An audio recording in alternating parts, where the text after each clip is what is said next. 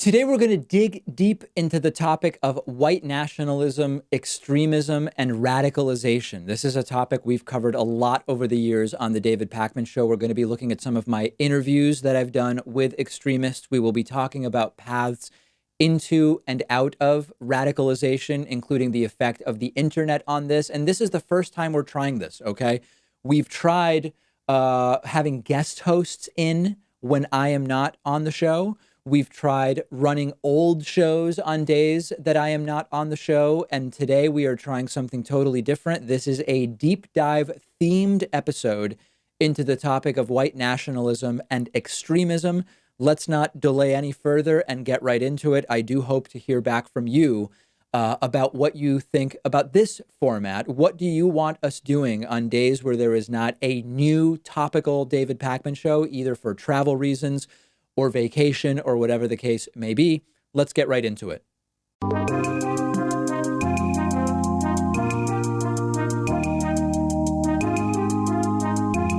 The David Pakman Show at davidpakman.com.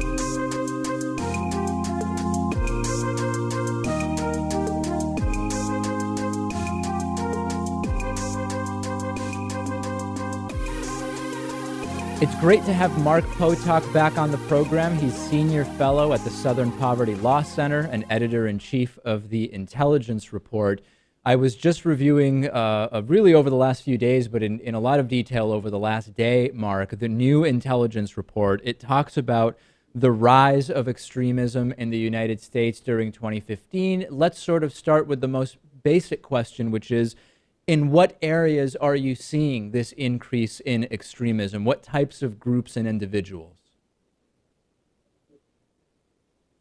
Well, oddly enough, in two very different types of groups: Klan groups and what we call Black separatist groups, which are groups like the Nation of Islam, the New Black Panther Party, and so on. We think the Klan groups grew, at least numerically, quite spectacularly. We think that actually the numbers slightly overstate or somewhat overstate the growth of the Klan, because what really happened was two major Klan groups dissolved, and essentially their members redistributed themselves in a batch of new small groups. That said, though, the Klan last year was, to a very real extent, kind of re-energized. And this was on the basis of the battle over the Confederate flag that followed the Dillon Roof massacre in Charleston in June. I'm sure our listeners and viewers will remember that Roof took a lot of pictures of himself with the Confederate battle flag. That resulted in very serious criticism of the flag. The flag was taken down in a number of places, like in the state grounds in South Carolina and Alabama, where I am. And that, in turn, ignited a kind of backlash to the backlash. And we counted a full 364 pro-Confederate battle flag rallies around the South in the aftermath of the Charleston massacre. So it lit up the Klan groups. It was not only Klan groups doing these kinds of rallies, but they were very much involved. At, in a sense, the other end of the ideological spectrum, Black hate groups grew. And they grew really for the same reasons that Black groups that are not at all hate groups, like Black Lives Matter, also grew. And that is the very large amount of national attention that was paid to police violence against Black men. While that certainly helped Black Lives Matter and probably other Black civil rights groups grow, it also gave some real energy to these very anti-white, anti-Semitic, and anti-gay Black hate groups. It's incredible. You know, we've been talking quite a bit about the sort of coalescing and catalyzing of a lot of these extremist groups by the candidacy of Donald Trump. And aside from whether you believe that Donald Trump's ideas are his authentic ideas or sort of a fabricated and concocted set of statements meant to coalesce angry voters, it's been amazing that you've seen both former KKK leader David Duke and Nation of Islam's Louis Farrakhan, both incredibly anti-Semitic, but typically would be on opposing sides of so many issues, both come together and say that they believe Donald Trump is the best path forward. Talk to me about your sense of this. Are we seeing, I mean, is this just politics makes strange bedfellows, or what's your analysis of that? Well, they aren't all that different. They are both racial nationalists in a sense. Well, not in a sense. They're straight up racial nationalists. They want to form nations that are composed entirely of people who look like them. And, this is not the first time we've seen the Nation of Islam, in a sense, cozying up to white supremacists. I mean, we've had very, very serious white supremacists. For instance, Tom Metzger, the head of White Aryan Resistance, actually attend Nation of Islam events, kind of pat Louis Farrakhan on the back and make a donation. So the idea among these groups is, although they can't stand one another individually, they believe that they are all fighting for the same thing, and in a sense they are, these racially homogenous mini-nations. I have a question for you that I asked Tim Wise a couple of weeks ago, and he had one analysis of it. And I'd be curious, since this is really what you're looking at on a regular basis, what your sense of it would be.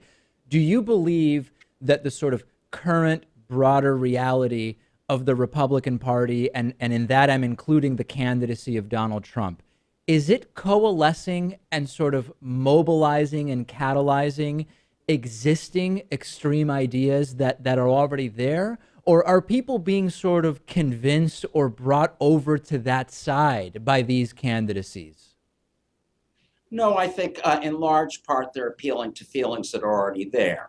The feelings that are there might not be very well thought out or very precise in exactly what it is these people want. But Trump is clearly, Trump and other Republican candidates are clearly tapping in to a lot of anger. And it is a kind of white nationalist anger. It's an anger that the white working class and white lower middle class are in trouble. Wages are falling and so on, of course, as much as they are for minorities. But in the case of white workers, there's real resentment because it wasn't always so. So I think that the truth is, when you listen to Trump, he is speaking in large part to the very same constituency that the Klan tries to address. And, I'm not suggesting, nor do I think, that every or most working class or middle class whites are Klansmen. I don't think that's so. But there's a very large subset of people within those groups who really are angry about the way the country's changing demographically, against the financial strains on them, against cultural changes like the advance of same-sex marriage and so on, and are looking for someone to represent them, someone mad as hell like they are. And Trump fits that description very well. And I think he understands it perfectly. I don't think that there's a whole lot of subtlety in Trump's extreme reluctance to denounce David Duke, or even admit that he knows who he is, or characterize the Klan as a nasty group. What's your sense as we sort of go forward? And there's still questions, of course, as to who will be both the Republican and Democratic presidential nominees. On the Republican side, my question would be, if it is not Trump, if it is Marco Rubio or Ted Cruz, two candidates of Hispanic heritage, do you expect that will become a prominent factor in how it will impact extremists, nativists, xenophobes, nationalists? Or do you believe that because, in the same way sort of, that individuals that might otherwise be misogynistic liked Sarah Palin because of her conservative values, that the Hispanic background of Cruz and Rubio might become sort of background or irrelevant to extremists that otherwise like their ideas? Look, I don't think it'll matter much. First of all, I think Rubio is out. So we're really talking about Cruz. And, white supremacists know perfectly well that one of Trump's daughters converted to Judaism, that he's made lots and lots of very strong pro-Israel comments and so on, and yet they are willing to live with that. I think that's probably going to be true of Cruz at all, in the unlikely event that he were to win the nomination. I think the fact is that Cruz's politics aren't all that terrifically different than Trump's. He's a very nasty fellow and has associated himself with a lot of other nasty fellows. Where he was at last night, listening to the returns, this redneck bar, was a place run by really a nasty, racist man with a long history of anti-Black commentary. So, I think Cruz is not that awfully different. It's true that as a sort of technical matter, he's Latino, but I really don't think that will turn off very far right-wing voters. And on the Democratic side, we don't really know right now how far Bernie Sanders' candidacy will go. I've started to see the sort of typically regurgitated anti-Semitic talking points start to appear on YouTube in some conspiracy circles about Bernie Sanders, but by and large, it has not been the big narrative about Bernie Sanders. It's been his democratic socialism rather than his Judaism. What would you expect to see if Bernie Sanders continues for the long haul in this Democratic primary process with regard to his Jewish background?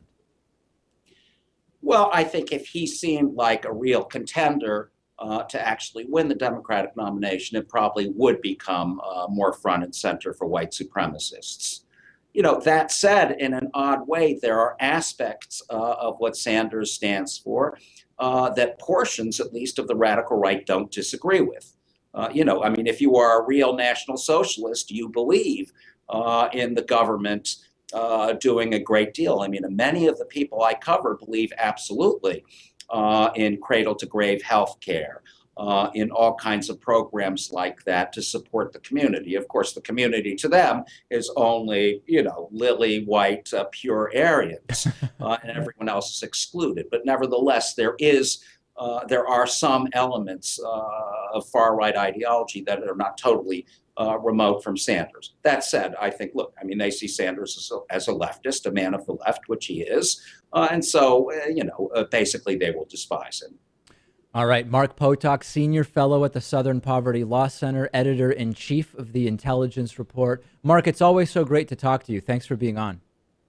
David, thanks for having me. I really appreciate it. So the CATO Insitute, which blows me away on face value, Pat, that the CATO Institute shared this. It's more of a libertarian-leaning outfit, but they reported on a General Government Accountability Office report that states that traditional right-wing extremists make up a vast majority of domestic terrorist incidents. Now, they're citing data between September 12, 2001 and today. Since September 12, 2001, there have been 85 violent extremist incidents that resulted in death. 62 of the 85, which represents 73%, were committed by quote unquote traditional right-wing violent extremist groups. 27%, 23 of the events, 27% of the total were committed by quote unquote radical Islamic violence. So this goes against what most people fear. Right. The general fear, Pat, in the society is that you're going to get attacked by some type of Islamic terrorism. And this is the entire push that we have in the government is like 100% behind, getting rid of radical right wing terrorism. But getting rid of Islamic terrorism. But the real threat in the United States since September 11th has been right-wing terrorism. Right, and the top reason in the world for terrorism at this point is radical Islamic terrorism. But in the United States' experience since 9/11, it's been right-wing terrorism. I think environmental terrorism even ranks higher than Islamic terrorism. And to be sure, right, so I'm sure one of the first things people are going to comment and say, well, why didn't he include September 11th? Why did this research not include September 11th? Well, based on the methodology that they use, they're not counting the number of people that were killed. They're counting the number of events. So technically, they could throw in September 11th and still get about the same results. So you would go from 85 violent events and go to 86 violent events, and then you would still have 62 of the 86 from radical right-wing traditional terrorists, and then 24 would be. So it doesn't really change the analysis. When you talk about violence and terroristic violence here in the United States, we have more of a reason to be fearful of Billy Bob, if I could be stereotypical, than we do Ahmed. Yeah, and the right-wing talking point, at least as far as Donald Trump is concerned, is that we have to eliminate Muslim immigration into the United States because of the threat of terrorism. Right. But given this study, and we've actually known this for quite some time, people like me should be profiled, right? It should be young white males because in instances of terrorism, that's the group that tends to do it the most in this country. Should should I leave? I feel threatened now. I feel unsafe. I'm sorry. I don't mean to make there's light. some distance between us at least. I have enough room to run. I'm sorry to make light of a very serious topic, but here's the next part of this, right? There's a reason that we're afraid of Ahmed and not Bill, and that's because our media. According to the same study, they examined LexisNexis, and they pulled together reports between 2011 and 2015, reports on terrorism. There was 449% more coverage of radical Islamic terrorism than there was traditional right-wing terrorism in the United States. 449% compared to the reality that since 2001, 73% of the violent experiences that led to death in the United States has been at the hand of right wing. So our media, they're complicit in this perception that we should be afraid in the United States, to be clear, that we should be afraid of radical Islamic terrorism, when the reality, the real threat is traditional right wing terrorism. And of course, racism plays a big part into that too, because typically when we think of Muslims, we think of people from the Middle East. So there's this outsider perspective of trying to fear the other that the media likes to play up. And then there's also the tactics that the terrorists use. So maybe radical Islamic terrorists would be more inclined to use bombs rather than guns. And we have a gun culture in this society, so we're not as fearful of that. Right. That's a great distinction, right? We really won't even consider in many cases what one of these people would do as terrorism. We won't qualify it as terrorism, and that's probably plays a huge role in it as well. We also have a president who will say everything about radical Islamic terrorism and say absolutely nothing about right-wing terrorism that has had an uptick since he was elected. So that plays into the equation as well. But there's one last thing, and I want to get your last word on it. One last thing that plays into this is the fact that, if you think about it, if you look at the commercials that are run on CNN, MSNBC, and Fox News, the commercials that are run are coming from defense contractors, Northrop Grumman,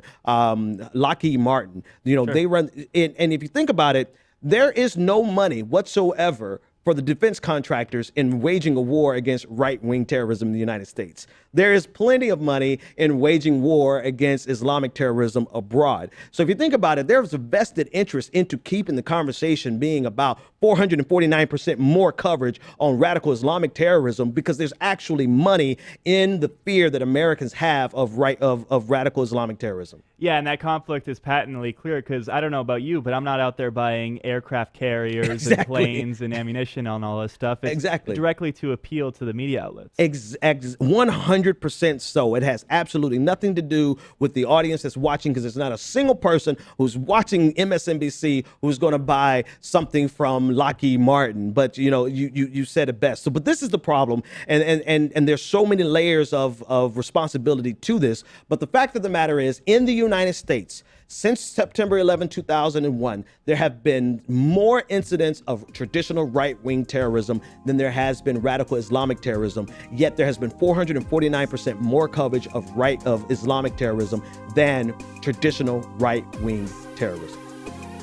The David Pakman Show at davidpakman.com.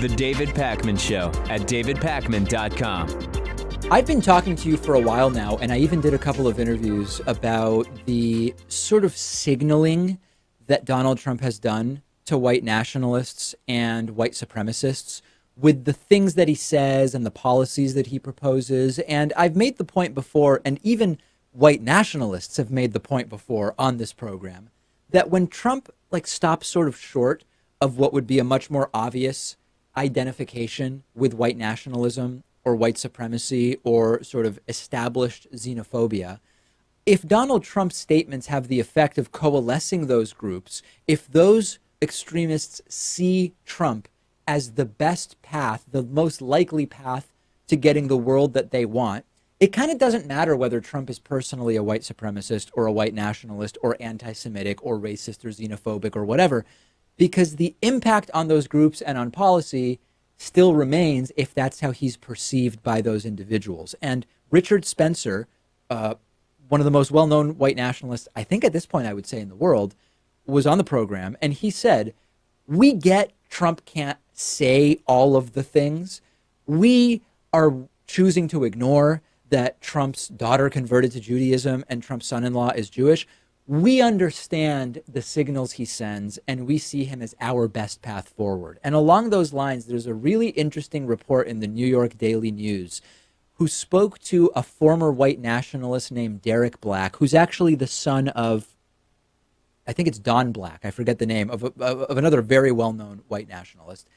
And Derek Black explained, it's not just Trump's rhetoric that signals white nationalists and his language, but his policies also signal white nationalists. And first thing, I'm going to play a little clip for you here. Derek Black was asked about Trump not condemning neo-Nazis at the Charlottesville march, and he explained how a white nationalist would read Trump's statements. Take a look. Would you say also kind of his unwillingness to condemn like the attacks in Charlottesville, and he said, you know, there was bad people on both sides, and even recently he referred to himself as a nationalist. You know, what, do you think instances like that, has there been any one event that really kind of made you go, whoa?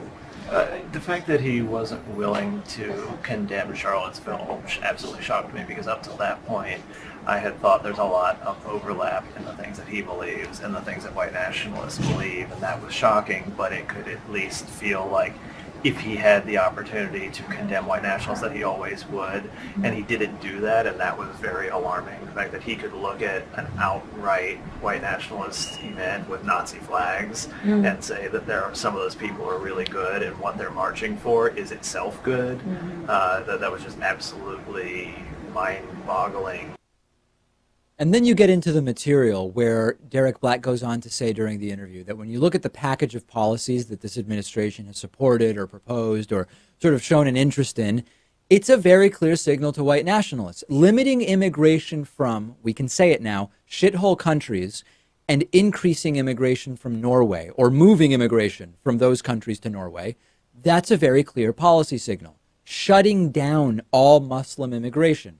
Earlier this week, talking about birthright citizenship at a time when you've got a lot of the media attention on immigrants coming from Latin American countries where people are disproportionately brown, militarizing the border to stop those asylum seekers, saying, as the interviewer mentioned in that clip, I am a nationalist last week or the week before.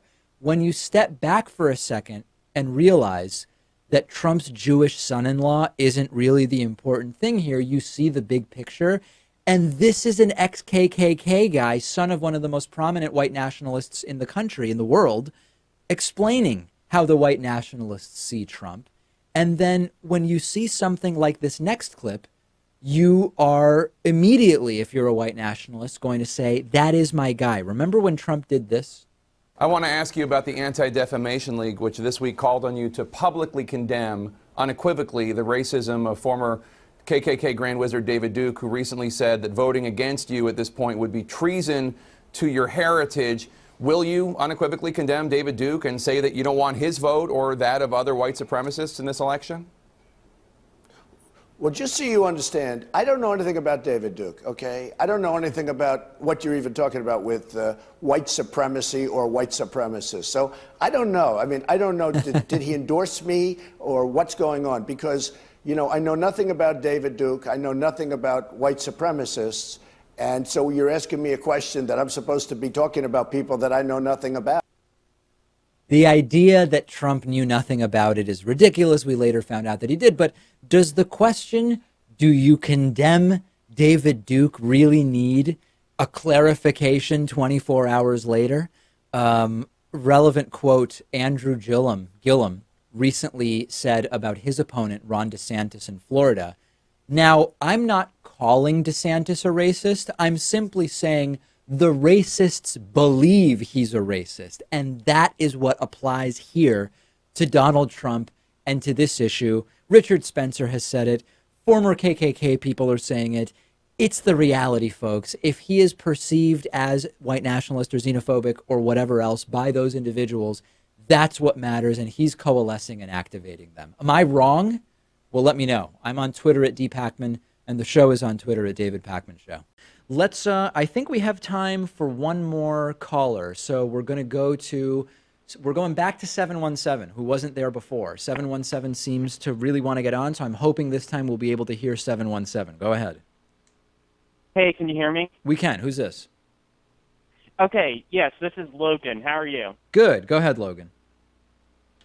Hey, so my question is... Oh, no, Logan, right when you got to the question, you're now in the background. It sounds like maybe you've got a bad Bluetooth setup. Hello? Or God forbid. Now Hello? You're back. Okay.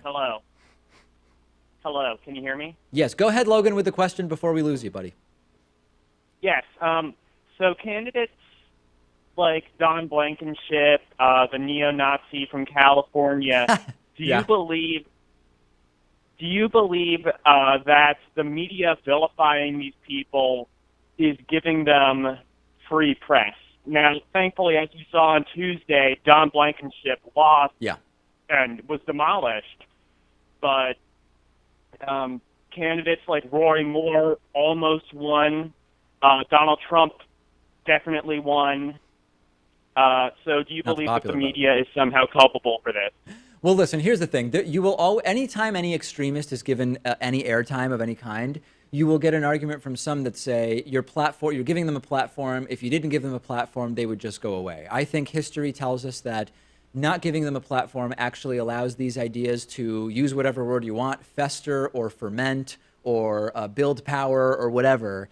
And that, the number of people, if you put a white supremacist on TV responsibly, right, not as giving them 5 minutes to do a monologue that's unchallenged, but if you put a white supremacist on TV responsibly with a host or interviewer who's prepared to engage them on the merits of their ideas, whatever number of people might be turned to white supremacy by seeing that interview will be outdone, I believe, by the number of people who will be made aware of the danger that these people exist and will be more vigilant and ensure, to the extent that they can, that those ideas don't become mainstream. So I understand the point you're making, but I don't think in the net it actually works out that way.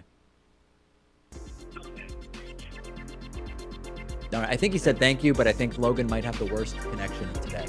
That does it for calls. Thanks to everybody that called in. We will take calls again. The David Pakman Show at davidpakman.com.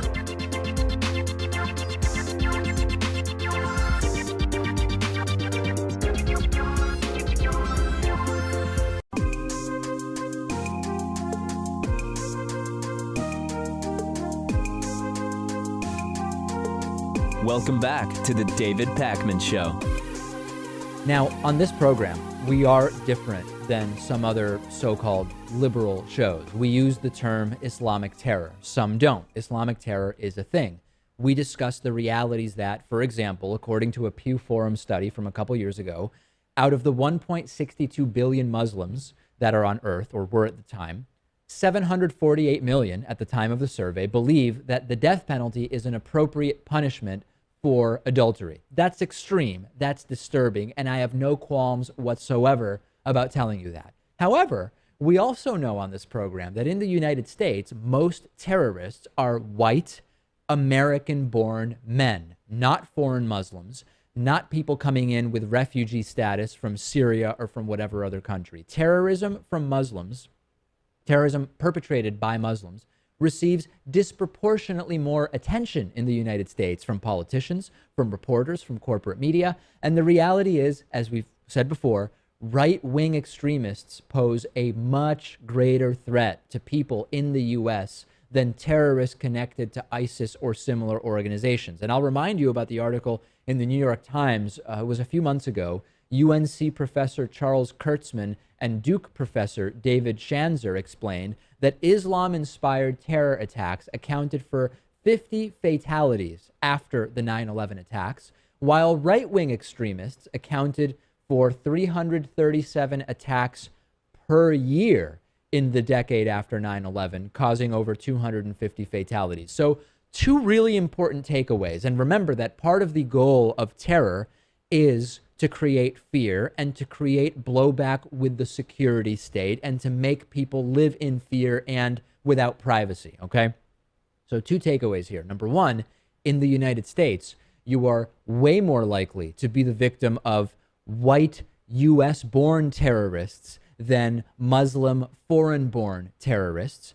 And it is not very likely at all that you're going to be the victim of a terror attack. That is the key takeaway, Lewis. When we think about what our policies should be, when we think about NSA surveillance, when we think about all of the different reactions that a country can have militarily and intelligence-wise to terror, you have to remember it is so unlikely that you will ever be the victim of a terror attack living in the United States. Doesn't mean we should ignore that risk. Doesn't mean we should say, hey, no more TSA, no more screening of refugees, none of it. Doesn't mean we should say that, but it means that we should not be living in a hyper scary world that we create in our own minds where at any second, any one of us is going to be the victim of a terror attack. It could happen, very, very unlikely. But we do live in that world. And it's very apparent with all the legislation and everything that happened after the 9/11 attacks. We live in a world where we have responded with legislation that would suggest that being a victim of terror is a likely thing. Yes. And so that's what we're dealing with. We're dealing with the repercussions of that, the NSA, the surveillance, Homeland Security, the airport security, everything, everywhere.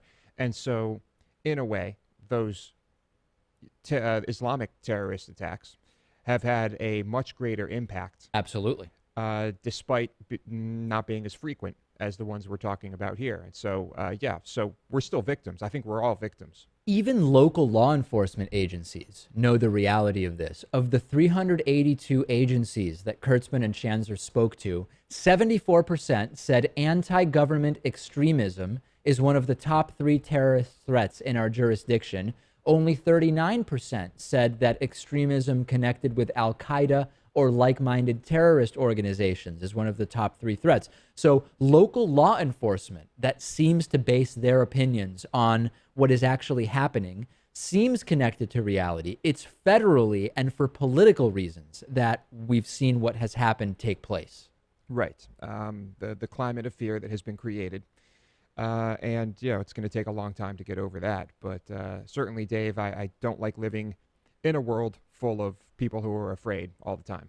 And last thing on this, your chances of being killed in a car accident are so much higher than of being killed in a terrorist attack. And still, people don't wear seatbelts. And those are the same people who want NSA surveillance and all the other stuff that we know has not prevented terrorist attacks. You got to start with the most simple stuff. Wear your seatbelt if you want to reduce the chance of dying an early death. Or wear your helmet when you're riding your motorcycle. Sure. Right? But Dave, it's all about personal freedoms. We can have that debate another time, I suppose. Freedom and liberty, the freedom not to wear your seatbelt, and the freedom to do a lot of other stuff, apparently. Let's take a break. I'm on Twitter at dpakman. Lewis is on Twitter at lewismotamedy. I've been telling you for years that domestic extremists who commit crimes are often terrorists. Not always, but they are often terrorists. And they should be treated as such by our legal system. And they should be identified as terrorists in media reporting about their cases. Very big news. For the first time in New York, a white supremacist criminal has been convicted as a terrorist. And this is really good news, and it's very important news. And this incident goes all the way back to 2017, when 28-year-old James Harris Jackson went to New York City. You might remember the story because we covered it at the time. Went to New York City and tried to find black people to attack and start a so-called race war. Eventually, he actually attacked and killed Timothy Kaufman with a sword. He pleaded guilty a few days ago to murder in the first degree in furtherance of an act of terrorism, murder in the second degree as a crime of terrorism, and a number of other charges as well. He's almost definitely going to get the maximum sentence, and he likely would have gotten that maximum sentence whether or not there were terrorism charges here. But this actually does matter, because even in this case, the crimes were so heinous that he would likely be spending his entire life in prison no matter what. But what really matters here is that the perpetrator said he went to New York to kill black men as a, quote, declaration of global total war on the Negro race. He went to do this to dissuade white women from engaging in interracial relationships. So what this means legally is that if you carry out a crime in the name of white supremacy, it will be treated as an attack not only on the specific victims that you attacked, but on the population at large. Because what's at issue here is intimidation and attempts to coerce a population. He went to kill black people to intimidate all black people, not because he had a particular grudge or premeditated this attack on this particular individual, Mr. Kaufman. He went in order to scare people out of participating in interracial relationships. So this is good news. And it brings up another issue that many people aren't aware of. Domestic terrorism is not a federal crime, okay? International terrorism is a federal crime, but domestic terrorism is not. And what this causes is an inequality. When you have Muslim terrorists in the United States with ties to Saudi Arabia or Yemen or another country, they are charged, rightly so, as international terrorists under federal law. But when you have American-born white dudes, who are, of course, the majority of the terrorists in the U.S., they are not charged federally with terrorism, since that is not a federal crime. So this is not about the punishments, because usually these domestic terrorists are receiving serious punishments because their crimes are so heinous. It's just about calling things what they are, Pat. These are terrorists. It affects media coverage, because when there aren't terrorism charges, media reports are also less likely to call it what it is, terrorism, because in some legal sense it often is not. So it's not a desire to stack up all these criminal charges on people who are going to get life in prison anyway. It's about reality. It's about calling things what they are. And we've got to be even-handed here when it comes to domestic versus international terrorism. Yeah, domestic terrorism not being a federal crime, that's absolutely crazy. So if you take someone like Timothy McVeigh, who killed 168 people in the 1996 Oklahoma City bombing, technically the terrorism itself wasn't a federal crime. Now, he committed an act against he blew up a federal office building, so I'm sure there were some federal crimes involved with that, but the terrorism itself wasn't. We definitely have to change that. Yeah, and I know that a lot of people will say, David, you're focusing on semantics when the climate's falling apart and all of this other stuff. Yeah, I don't think, I mean, listen, we can walk and chew gum at the same time. This is actually an issue because so much of our perception of the issue of terrorism depends on the words that are used to describe it and the way that media covers these issues. And at least one element that would help have a more sort of even-handed and fair framework around the reporting would be to actually have domestic terrorism be a federal crime. So that's that. Good news out of New York. Horrible crime, horrible that it happened, but at least some glimmer of something positive or at least sensible coming out of the results from the trial there and those terrorism charges being applied to what is just out-and-out white supremacy. The David Pakman Show at davidpakman.com.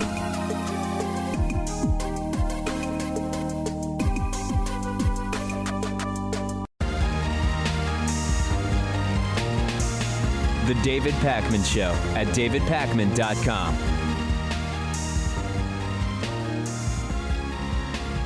For this week's classic interview, we're going to revisit my discussion with Claire Connor, who talked to us about how individuals can and often do escape their family's extremism. And this is a particularly relevant concept right now with the coalescing, catalyzing, and fomenting of really horrible extremism, record number of hate incidents under President Donald Trump, and this discussion over how much is Trump directly fomenting that and how much is happening by virtue of the sort of cult of personality that his supporters have created around him.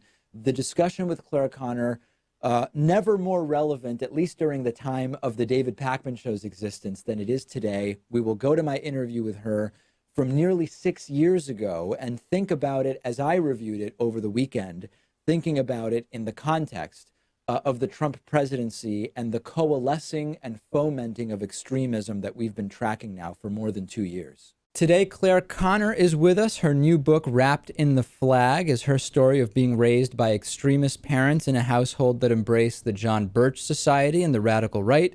She was able to escape and lead her life as a progressive.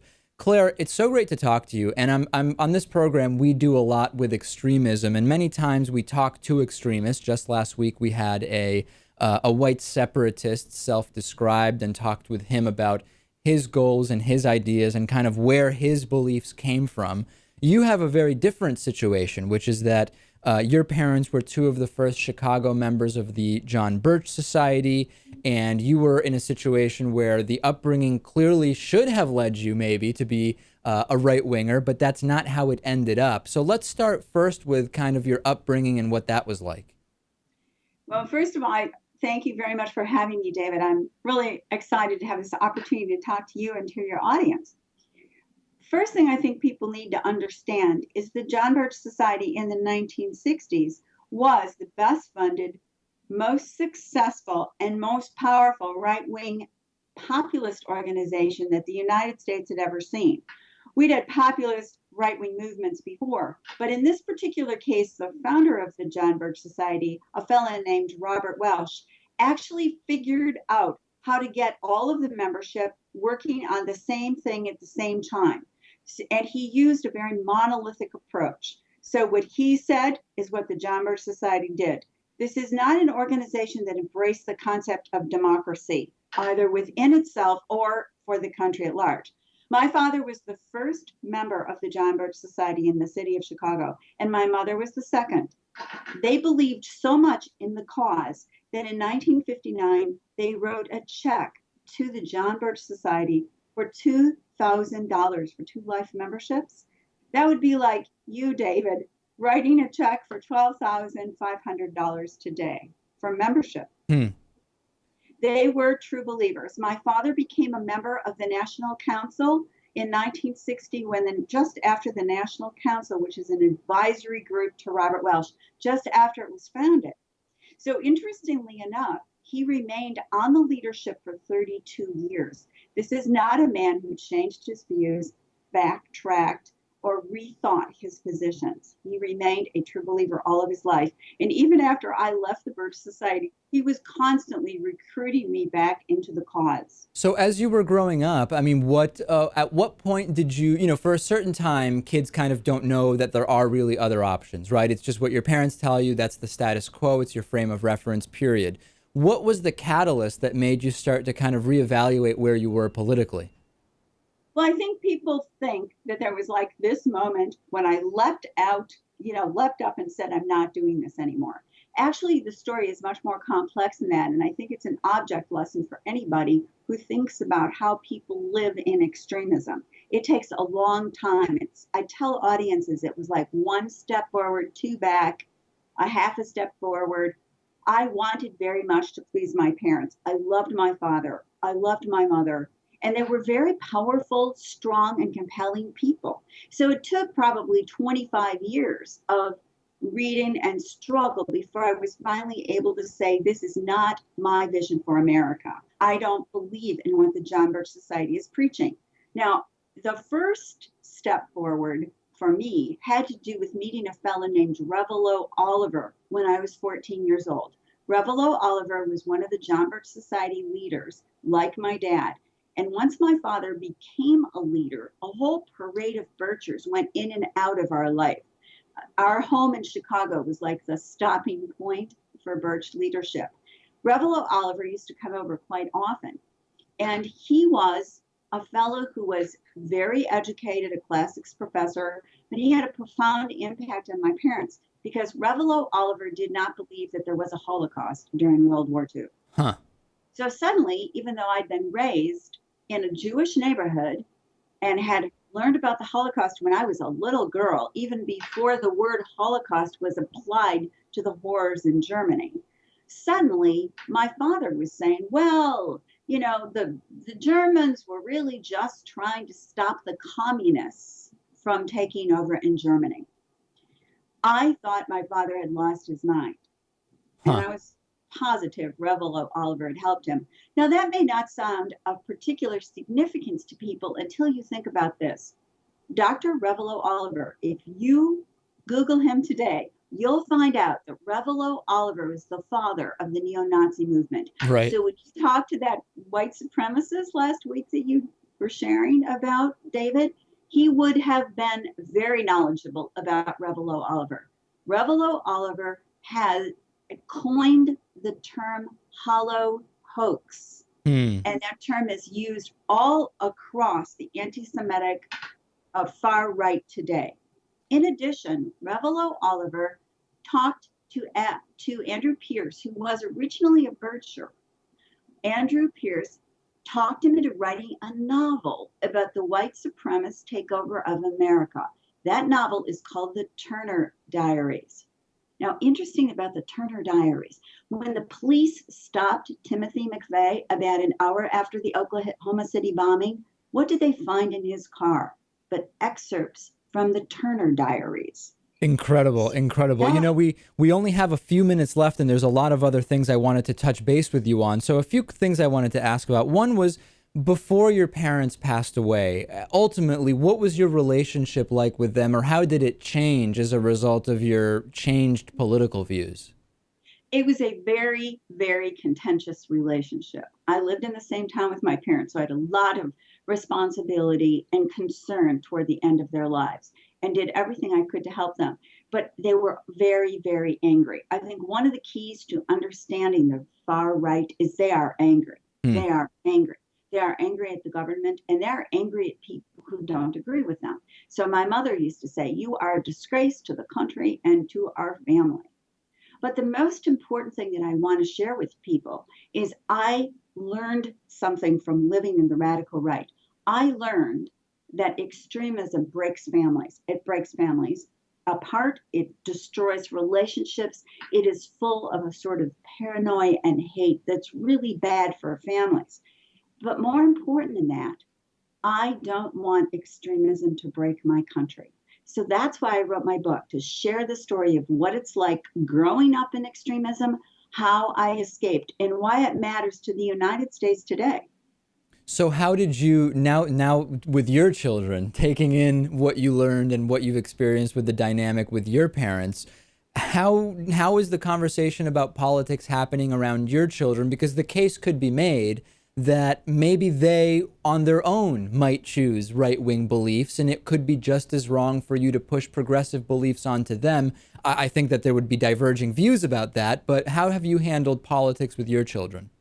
Well, I was always pretty much policy wonk, David, because I was raised in a political family. I find politics very interesting. And for a very long time, my kids thought I was a Republican. Interesting, huh? So it was, what I wanted my children to understand is there's a difference between conservatives and extremists. There's a big difference. And extremist philosophies are dangerous to the governance of the United States. I think we actually need a viable second party. We need a GOP. We do. You can't have a one-party system that works at all well with our constitutional structures. But the point is that what's happened in the Republican Party today is that this radical right has taken it over. So you see John Boehner, you hear policy ideas prescribed by the leadership of the GOP, which sound exactly like what was prescribed by the John Birch Society way back when. So it's a repetition of the same sort of, we hate the government, we want to hobble the government, we want to dismantle the government. Long before Grover Norquist got the idea of drowning the government in the bathtub, the John Birch Society believed in that. So I think there's a big difference. At the same time, I also think that we have to be clear as progressives that we need to talk about how governance works and what America should look like. I do not believe it should look like anything imagined by the John Birch Society. We've been speaking with Claire Connor. The new book is Wrapped in the Flag. Make sure to take a look at that book. Excellent read. Claire, thank you so much for being on with us today, and we will be back with plenty more right after this.